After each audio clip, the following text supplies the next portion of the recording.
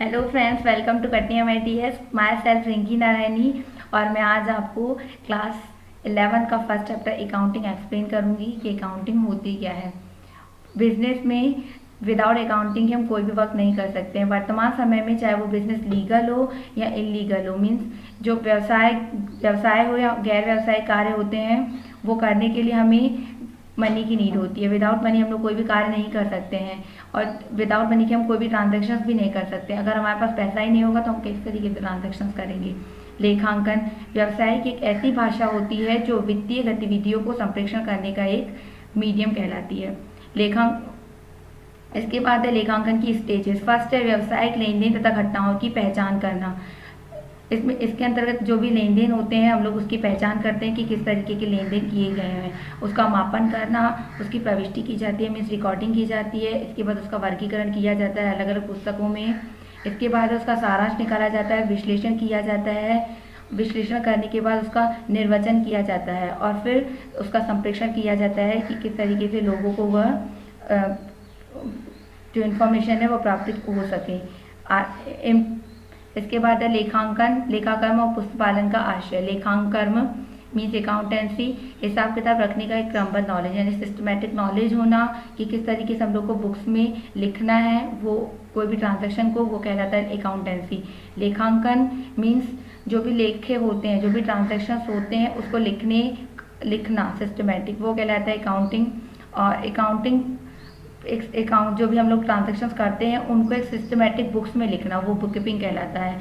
Book keeping और लेखाकर्म और पुस्तपालन ये एक दूसरे से रिलेटेड होते हैं। इसके बाद है अकाउंटिंग और अकाउंटेंसी में, बुक कीपिंग और अकाउंटेंसी में डिफरेंस। इसका जो क्षेत्र होता है वो सीमित होता है, उसका क्षेत्र विस्तृत होता है।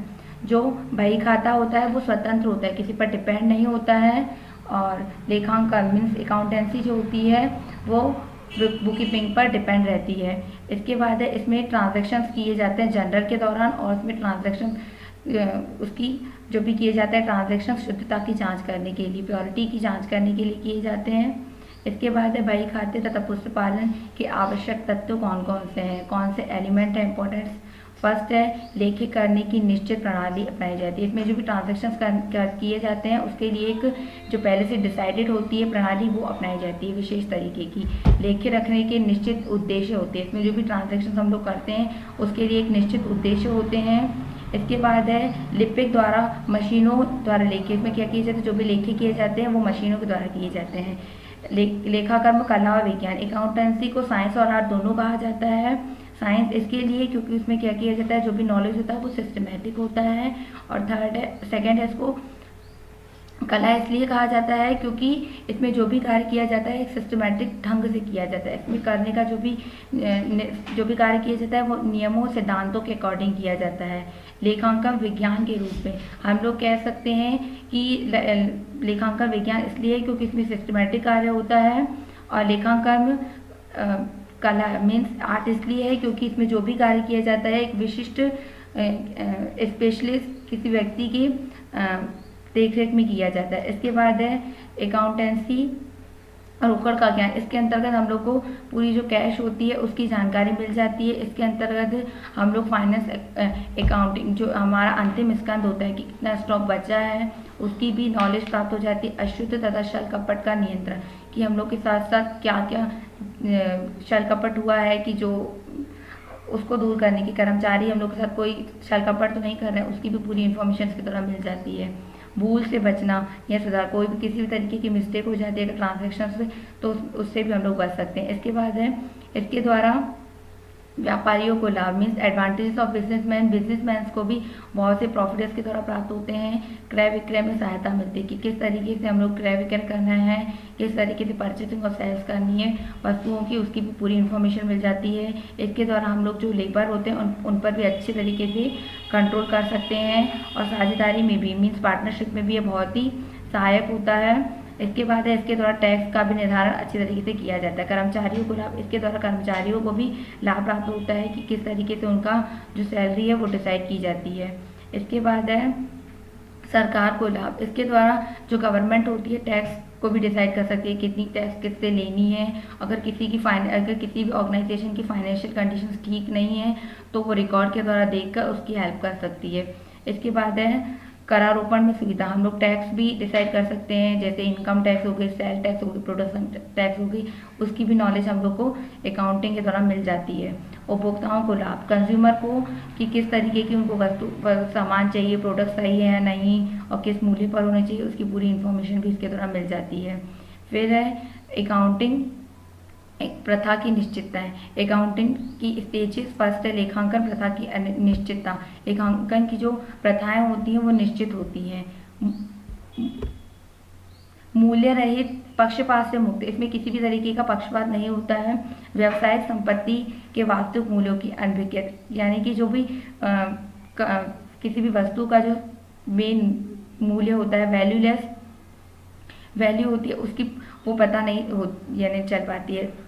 इसके बाद है प्रबंधक। प्रबंधक वह व्यक्ति होता है जो बिजनेस का बिजनेस को मैनेज करता है। कर्मचारी वर्ग ये पूरे जो बिजनेस के कार्य होते हैं उसको करते हैं। ग्राहक के द्वारा लेखांकन की सूचनाएं मिलती हैं कि किस तरीके से हम लोग को वह संस्था सही है कि नहीं, उसमें सही तरीके से जो भी प्रोडक्शन हो रहा है वो सही तरीके का हो रहा है या नहीं। इसके बाद है वर्तमान विनियोक्ता, जो हमारे प्रेजेंट इन्वेस्टर्स होते हैं वो किस तरीके से हमारी वस्तुओं में और इन्वेस्ट करना चाहते हैं, उसकी भी इंफॉर्मेशन अकाउंटिंग इंफॉर्मेशन के द्वारा हम लोग को मिल जाती है। अकाउंटिंग इंफॉर्मेशन के यूजर्स, इसके अकाउंटिंग इंफॉर्मेशन के यूजर दो टाइप के होते हैं, जैसे आप देखते हैं इंटरनल और एक्सटर्नल।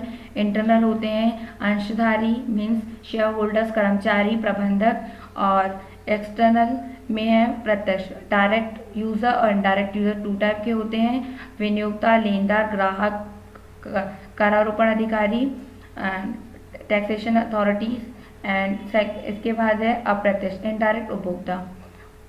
इसके बाद है वित्तीय लेन देन तथा घटनाओं की पहचान करना। लेखांकन की सूचनाओं के ये टाइप होते हैं। फर्स्ट है कि हमारे बिजनेस की फाइनेंशियल कंडीशन क्या है, फाइनेंशियल कंडीशन क्या होती है उसकी पहचान करना। संस्था का आर्थिक ढांचा means economic structure of organisation, तरलता तथा शोध, लिक्विडिटी एंड उसमें रिसर्च करना। लागत तथा संचालन निष्पादन की सूचनाएं भी इसके द्वारा मिलती हैं। नियंत्रण संबंधी सूचनाएं भी इसके द्वारा हम लोग को मिलती है। पर्यावरण तथा प्रकृति से संबंधित information related to environment and ecology से भी रिलेटेड इंफॉर्मेशन हम लोग को अकाउंटिंग इंफॉर्मेशन के द्वारा मिल जाती हैं। इसके बाद ह्यूमन रिसोर्स की भी सारी इंफॉर्मेशन हम लोग को अकाउंटिंग के द्वारा मिल जाती है। अकाउंटिंग इंफॉर्मेशन की गुणवत्ता मीन्स यह कितनी क्वांटिटेटिव है, उसकी कैरेक्टरिस्टिक्स। बोधगम्यता, इसमें जो भी हम लोग बोधगम्यता, उपयोगिता, विश्वसनीयता और तुलनात्मकता मीन्स बोधगम्यता, इसमें जो भी लिखा जाता है हम लोग वो करेक्ट होता है, इस तरीके से होना चाहिए कि हम लोग इजीली इसको समझ सकें और हम लोग को समझने में। वित्तीय लेखांकन, इसमें जो भी ट्रांजैक्शंस किए जाते हैं वो फाइनेंस से रिलेटेड हो, यानी इसमें जो भी हम लोग लेखे करते हैं वो धन से संबंधित होते हैं, वित्त से संबंधित इसमें सारे लेखे किए जाते हैं। और इसके बाद है कॉस्ट अकाउंटिंग। कॉस्ट अकाउंटिंग में हम लोग क्या करते हैं कि कितनी कॉस्ट हमारे बिजनेस में लगाई गई है उसका पूरा नॉलेज हम लोग को अकाउंटिंग इंफॉर्मेशन के द्वारा मिल जाता है। सामाजिक दायित्व, हमारी सोशल रिस्पॉन्सिबिलिटीज़ क्या हैं हमारे बिजनेस में, हम लोग को इसकी भी जानकारी इसके द्वारा मिलती है। लेखांकन प्रणाली, लेखांकन की प्रणाली है यानी सिस्टम ऑफ अकाउंटिंग। ये हम लोग के बिजनेस में कौन कौन से सिस्टम का यूज़ किया जाता है ट्रांजैक्शन करने के लिए। फर्स्ट, भारतीय महाजन या बही खाता प्रणाली। ये एक ऐसी प्रणाली होती है या एक ऐसा सिस्टम है जिसमें हम लोग जो भी ट्रांजैक्शन करते हैं वो अपनी लैंग्वेज में कर सकते हैं। ये भारत की सबसे पहले यूज़ होने वाली अकाउंटिंग की सिस्टम है। इसमें सबसे पहले हम लोग इसी तरीके से जो भी ट्रांजैक्शन करते थे वो पहले इसी तरीके से करते थे। इसमें किसी भी तरीके की लाभ हानि खाता यानी प्रॉफिट एंड लॉस अकाउंट या फिर ट्रायल बैलेंस या फिर बैलेंस शीट बनाने की कोई आवश्यकता नहीं होती है। रोकड़ अकाउंट, कैश सिस्टम में हम लोग जो भी ट्रांजैक्शंस करते हैं वो कैश से रिलेटेड करते हैं और विदाउट कैश से रिलेटेड ट्रांजैक्शंस हम लोग इसके अंतर्गत नहीं करते हैं। इसके बाद है हमारे अकाउंटिंग का सीक्वेंस, एक हम लोग को किस तरीके से अकाउंटिंग करनी चाहिए उसका सीक्वेंस। फर्स्ट है हम लोग को जनरल बनानी चाहिए, फिर उसका लेजर बनाना चाहिए, लेजर बनाने के बाद उसका शेष निकालना चाहिए, उसका जो बैलेंस निकलेगा बैलेंस निकालने के बाद फिर उसका एनालिसिस करना चाहिए, एनालिसिस करने के बाद फिर इसकी रिकॉर्डिंग की जाती है। इसके बाद है शब्दावली, परिभाषित शब्दावली, टेक्निकल टर्मिनोलॉजी में फर्स्ट है बिजनेस, जो भी हम लोग वर्क लाभ कमाने के मीन्स प्रॉफिट गेन करने के ऑब्जेक्ट से करते हैं वो हमारा कहलाता है बिजनेस। इसके बाद है प्रोप्राइटर, प्रोप्राइटर मीन्स वो होता है पर्सन यानी स्वामी जो पेशा और मीन्स प्रोफेशन और बिजनेस दोनों का क्या होता है ऑनर होता है। इसके बाद है कैपिटल, जो हम लोग अपने बिजनेस में पूंजी लगाते हैं या फिर मनी का यूज़ करते हैं वो हमारी कैपिटल कहलाती है। और कैपिटल होती है स्थायी और अस्थायी, फिक्स और लिक्विड फॉर्म में होती है। इसके बाद है कुल बिक्री तथा आवर्तन, टर्नओवर कितना है टोटल। इसके बाद है शेष, जो भी हम लोग का स्टॉक बच जाता है रहतियाँ वो हम जो भी हम लोग स्टॉक बचता है वो कहलाता है अंतिम स्टॉक, मीन्स जो हम लोग के लास्ट में पूरा बिजनेस के ट्रांजेक्शन कंप्लीट होने के बाद ईयर के एंड में जो सामान बचता है वो हमारा कहलाता है अंतिम स्टॉक मीन्स। इसके बाद है वित्तीय लेखांकन के में हम लोग का कटौती, कटौती क्या होती है वो हम लोग मीन्स डिस्काउंट होता है, एक 3 तरीके के डिस्काउंट दिए जाते हैं। फर्स्ट है नकद कटौती means cash discount, special discount और व्यापारिक बट्टा, यानी जो कैश डिस्काउंट होता है वो सभी व्यक्तियों को नहीं दिया जाता है, केवल कुछ कस्टमर्स को ही दिया जाता है। स्पेशल डिस्काउंट जो होता है वो अगर कोई हम लोग के रिलेटिव हैं या फिर हम लोग किसी को पहचानते हैं तो वो डिस्काउंट दिया जाता है। Difference between accounting and. इसके बाद है बीजक के उद्देश्य, इसमें बीजक को दर्शाया जाता है और उसमें बीजक को नहीं दर्शाया जाता है एक साथ। इसमें जो भी मिलता है व्यापारिक बट्टा वगैरह जो भी हम लोग रोकड़ बट्टा मीन्स कैश डिस्काउंट जो भी सब देते हैं वो एक साथ नहीं दिया, वो साथ साथ दिया जाता है। और इसके अंतर्गत ये जरूरी नहीं है कि हम लोग को जो भी कैश मिले डिस्काउंट वो साथ में दिया जाए। कमीशन, जो भी हम लोग एक पर्सन होता है जो हम लोग को माल बेचने में हेल्प करता है और उसको जो हम लोग पैसे देते हैं वो कहलाती है कमीशन, कि वह पैसे लेके हमारे जो भी प्रोडक्ट होते हैं उनको बेचने में हमारी हेल्प करता है। इसके बाद है संपत्ति मीन्स असर्स, असर्स 2 टाइप की होती हैं, एक चालू और स्थायी। इसके बाद है जो चालू संपत्तियां होती हैं वो 2 फॉर्म में होती हैं, लिक्विड और चालू संपत्तियां। इसके बाद स्थायी और दृश्य यानी टेंजिबल और इनटेंजिबल, टेंजिबल जो होती हैं उनको हम लोग देख सकते हैं, इनटेंजिबल होती हैं जो उनको नहीं देख सकते हैं हम लोग। इसके बाद है तरल संपत्ति, अगर हम लोग को तरल संपत्ति या लिक्विड असर प्राप्त करने हैं तो उसमें से फिक्स असर में से स्टॉक को माइनस कर देंगे तो हम लोग को लिक्विड एसेट्स मिल जाएंगे। इसके बाद है लायबिलिटीज, लायबिलिटीज हम लोग की होती हैं 2 टाइप की होती हैं, वो भी करंट लायबिलिटीज और long term liabilities. Current liabilities जो होती हैं करंट लायबिलिटीज और लॉन्ग टर्म लायबिलिटीज या फिर शॉर्ट टर्म लायबिलिटीज।